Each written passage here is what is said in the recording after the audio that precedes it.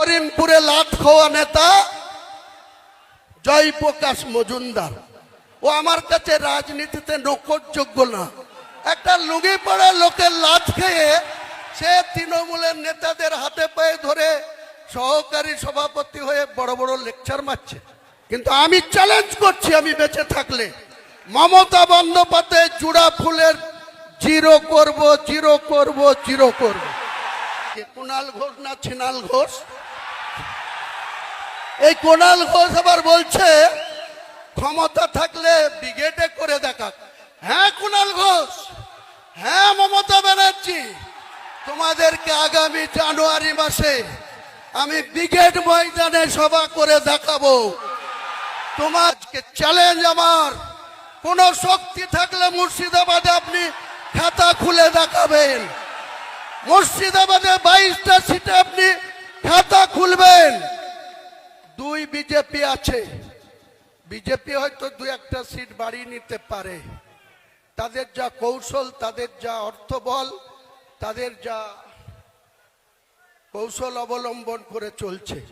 কিন্তু আমি চ্যালেঞ্জ করছি, আমি বেঁচে থাকলে মমতা বন্দ্যোপাধ্যায় জুড়া ফুলের জিরো করব, জিরো করব, জিরো করব। আর ওই করিমপুরে লাট খাওয়া নেতা জয়প্রকাশ মজুমদার ও আমার কাছে রাজনীতিতে নকরযোগ্য না।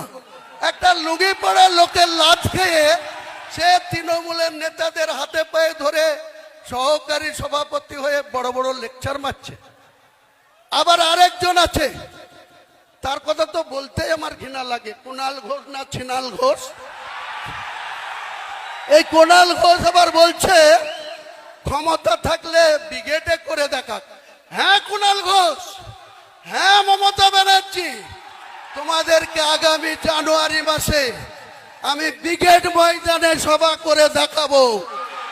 তোমাদের রাজনৈতিক মৃত্যু ঘণ্টা সেদিন বাজিয়ে দিব কলকাতার ব্রিগেড।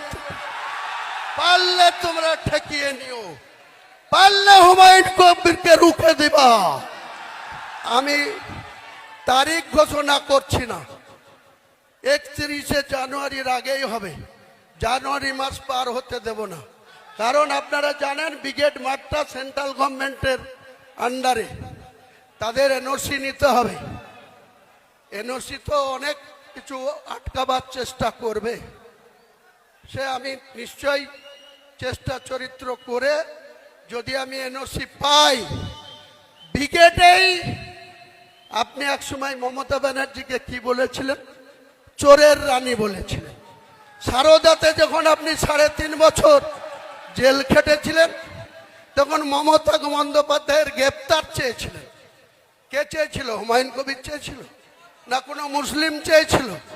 আপনি কুণাল ঘোষ চেয়েছিলেন, মমতাকে চোরের রানী বলেছিলেন।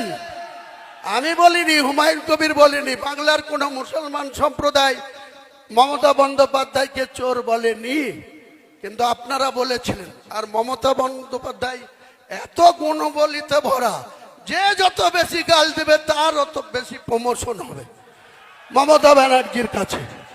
যে যত বেশি ওকে গাল দেবে, মমতা ব্যানার্জি, বুদ্ধবাবু আজকার পৃথিবীতে নেই।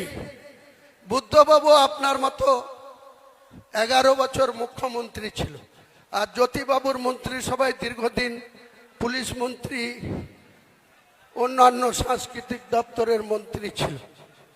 তার কি অবস্থা? তার একটা মাত্র মেয়ে, তার স্ত্রীর নাম মীরা ভট্টাচার্য। তিনারা কোন জায়গায় থাকতেন? বালিগঞ্জ একটা সরকারি ছোট্ট ফ্ল্যাটে, যেখানে কংগ্রেস নেতা প্রদীপ ভট্টাচার্যও থাকে, বুদ্ধবাবুও থাকতেন। আজকে আপনি বলেন সততার প্রতীক।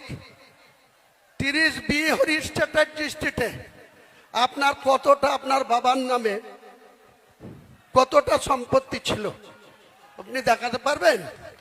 বাংলার মানুষের ভোট নিয়ে মুখ্যমন্ত্রীর চেয়ারে বসে আপনার পরিবারের প্রত্যেকটা সদস্য ফুলে ফুপে একদম আকাশ ছোঁয়া জায়গায় পৌঁছে গেছে। আর আপনি বাংলার মানুষের জন্য যেদিন মে 2011 বুদ্ধবাবুদের পরাজয় ঘটেছিল। 7 দিন পরে 20 মে আপনি বাংলার মুখ্যমন্ত্রী হয়েছিলেন। সেদিন বাংলার মানুষের মাথা পিছু আয়ের কত ছিল, টোটাল আয় কত, ঋণ কত ছিল? 1,96,000 কোটি। আপনি খেলা মেলা পুজো বিভিন্ন উৎসব আর আপনার মনের মতো করে রং তামাশা করে আজকে আপনি 7.5 লক্ষ কোটি টাকা ঋণের বোঝা বাংলার মানুষের উপরে চাপিয়েছেন। আপনাকে এর জবাব 2026-এ বাংলার মানুষ নেবে।